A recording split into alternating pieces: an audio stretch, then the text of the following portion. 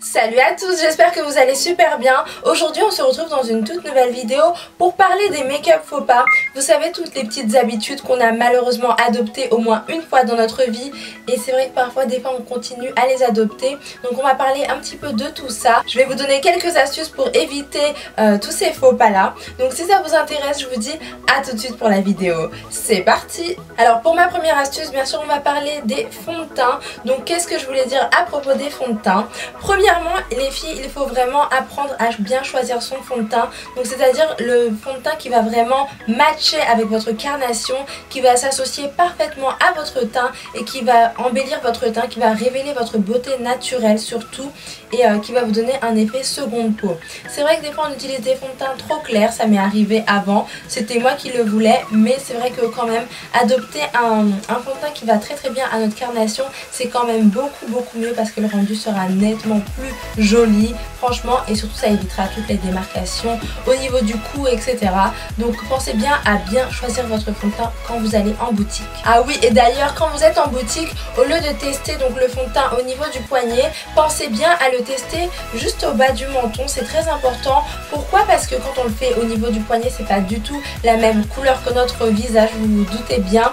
Et surtout pensez bien à sortir, donc à aller à l'extérieur de la boutique si possible, mais en tout cas faites tout pour, parce que souvent quand on va dans les belles boutiques, les belles parfumeries, chercher nos petits fonds de teint et les tester rapidement, il y a souvent des très beaux éclairages qui permettent vraiment d'avoir des couleurs sublimes, et du coup ça pose vraiment la couleur réelle, donc la teinte réelle du fond de teint. Donc pensez bien à aller à la lumière du jour, c'est très important aussi pour vous faire une réelle idée sur le fond de teint que vous voulez choisir. Donc les filles, petit récapitulatif, quand vous choisissez votre fond de teint, pensez bien à la teinte. Pensez bien également à faire attention à la texture et surtout à la lumière du jour pour ne pas vous tromper quand vous prenez votre fond de teint. Toujours dans la partie teint, on va penser au blush cette fois-ci. Donc veillez bien à accorder les blushs à votre maquillage. C'est-à-dire que si vous faites des make-up nude, pensez bien aux blushs orangés qui sont très jolis. Donc là j'en ai un juste ici de chez Sleek.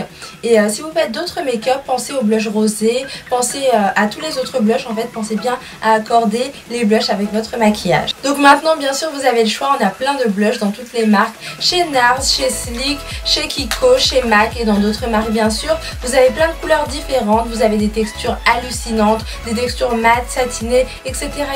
Donc les filles, n'hésitez surtout pas à tester un peu tout ça et à vous faire votre propre idée. Surtout pensez bien à changer votre blush de temps en temps, parce que c'est vrai que si on met toujours le même blush, qu'on a toujours la même routine make-up, on a tendance à se lasser, tandis que si on change de temps en temps, on se sent beaucoup mieux. Donc n'hésitez pas à tester un petit peu dans toutes les marques les différents blushs que vous pouvez trouver en boutique. N'oubliez pas que le blush doit être un voile léger, donc qui va venir colorer subtilement nos pommettes. N'en mettez pas trop surtout, parce que c'est vrai que des fois on a tendance à mettre la dose de blush et c'est pas top. Donc n'hésitez pas à en mettre très légèrement au pinceau pour colorer légèrement vos pommettes, c'est beaucoup plus joli.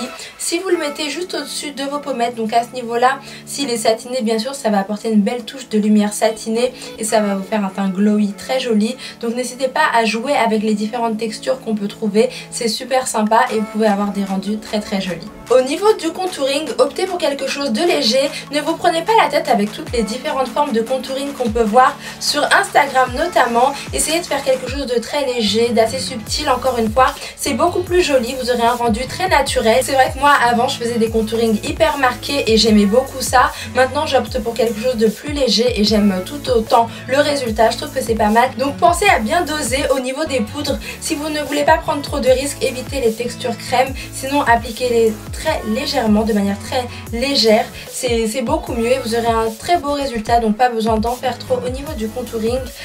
Et puis voilà, on passe aux eyeliners. Donc déjà je vais vous les présenter et ensuite je vais vous donner mes petites astuces pour éviter les faux pas. Donc alors on va commencer par les liners feutres. Celui-ci il vient de chez L'Oréal, c'est le Super Liner Perfect Slim qui est très précis et qui permet d'avoir un tracé très fin ou alors plus épais, c'est comme on veut. Toujours chez L'Oréal, j'adore les liners de chez L'Oréal, surtout les liners feutres. Voici le Super Liner Black Lacquer, donc waterproof, qui est encore en feutre comme ceci. Donc là la mine elle est un peu plus épaisse, mais honnêtement c'est très facile à appliquer. Ensuite vous avez celui de chez Laura Sims, donc qui est vraiment très bien. Donc là c'est un liner, un vrai. Cette fois-ci la pointe est beaucoup plus souple, c'est un vrai liner comme je vous ai dit, et c'est très facile à appliquer, mais je vous avouerai quand même qu'il faut quand même de l'entraînement. Et enfin le fameux gel liner dont je vous ai parlé plus d'une fois. Donc c'est celui de chez Kiko qui est vraiment très bien. Je l'aime vraiment beaucoup, je l'aime d'amour parce qu'il est très noir encore une fois. Et la texture elle est juste extraordinaire et c'est un plaisir de faire mes traits de liner avec. Donc mes astuces pour éviter les faux pas quand on trace son trait de liner. Alors ma première astuce quand même avant toute chose, c'est de bien choisir son liner parce que c'est vrai qu'il y en a qui sèchent très vite, d'autres qui bavent, d'autres qui coulent, etc. Alors avant toute chose les filles, pensez bien à vous armer d'un bon liner qui ne sèche pas, qui ne coule pas, qui ne fait pas de dégâts, sinon c'est foutu. Si vous voulez un bel effet cat eyes, faites d'abord un trait super fin parce que des fois on fait des traits trop gros et après c'est impossible à rattraper. Donc commencez par avoir un trait très fin, vous l'étirez légèrement aussi et voilà, ça va faire un bel effet cat eyes. Ensuite si vous voulez vous pouvez en rajouter pour épaissir un peu votre trait. Ce que je vous recommande aussi c'est d'utiliser du scotch. Je vous l'ai déjà dit pour celles qui ont l'habitude de voir mes vidéos, vous avez certainement dû voir cette petite astuce. Vous le déposez donc juste ici et ensuite vous commencez par tracer la pointe en gardant bien sûr le scotch. Après vous retirez le scotch et vous rejoignez du coin interne jusqu'au coin externe. C'est super facile, surtout avec un feutre. Pour les débutantes le feutre c'est juste génial, ça évite bien des dégâts. Donc pensez bien à vous armer de bons liners et à commencer par la pointe. Donc moi je vous avoue que pendant un bon moment j'ai appliqué mon liner avec ce petit gel de chez Kiko, j'ai beaucoup aimé. Là j'utilise celui de chez Laura Sims. J'aime beaucoup changer aussi, varier en fonction des différents traits de liner que j'ai envie de faire. Et j'utilise des pinceaux comme ceux-là. Donc ceux-là je viens de les recevoir donc je les utilise pas encore avec ça. Mais j'utilise des pinceaux angulaires comme celui-ci. C'est très facile pour faire la pointe, pour accéder au coin interne. Et aussi donc un pinceau comme celui-ci. Mais alors là c'est plus souple donc c'est un peu plus difficile à travailler. Mais j'aime beaucoup, c'est un plaisir de faire mon trait de liner avec ce style de produit. Côté mascara, donc pensez bien à mettre peu de produits sur la brosse, pas trop, pour éviter d'avoir des gros paquets. Voilà, vous étirez comme ceci vers le haut. Vous pouvez faire des zigzags aussi pour bien travailler les cils, mais surtout ne mettez pas trop de produits sur votre brosse. On passe au crayon noir ou pas.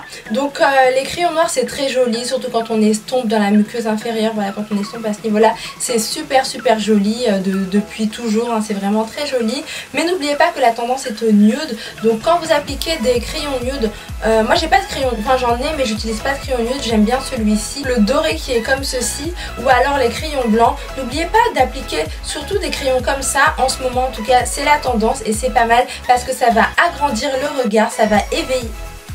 Désolée, ça va éveiller votre regard également, donc c'est vraiment pas mal.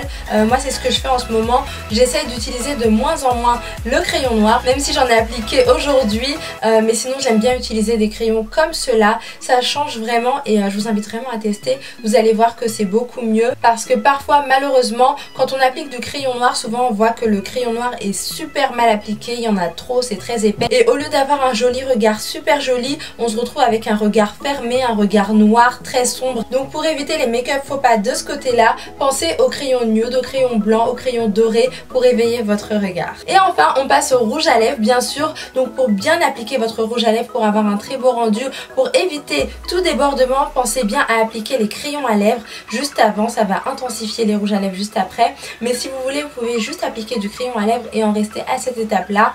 N'hésitez vraiment pas à penser à ça. Donc les filles, pensez bien à jouer avec vos rouges à lèvres. Il y en a plein maintenant dans toutes les marques, il y en a dans toutes les textures, toutes les couleurs, tous les prix, c'est juste génial. Moi je suis dingue de rouge à lèvres, je pense que vous le savez maintenant.